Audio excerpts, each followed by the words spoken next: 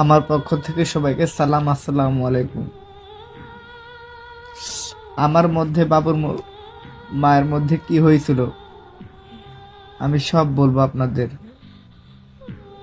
আজ বৃহস্পতিবার, কালকে শুক্রবার, কালকে 19 তারিখ রাত 8টায় আমি লাইভে আসবো, আপনাদের সব বলবো। হয়তো সোয়াবের মা ভাবতে পারে যে সেই মেয়ে নাই, হয়তো খারাপ আছি, কষ্টে আছি, হয়তো তাক ছাড়া চলতে পারবো না। শুধু একটা কথাই বলি, কারোর জন্য কারো জীবন থেমে থাকে না।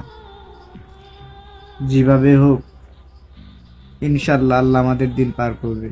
এই তো আর সমস্যা নাই, বাবু হাঁটা শিখে গেছে, এখন একটু একটু খেতে পারে, সমস্যা নাই।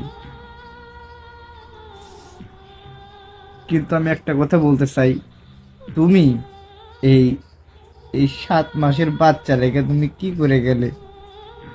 তোমার মনে কি এতটুকু মায়া হয় নাই আমার বাবুর জন্য? আমার বাবুর জন্য হাজারো মেয়ের চোখের পানি ঝরে, তার প্রতি কত যে মায়া। আর তুমি মা, তুমি গর্ভধর্ত, তার প্রতি তোমার এতটুকু মায়া হয় নাই?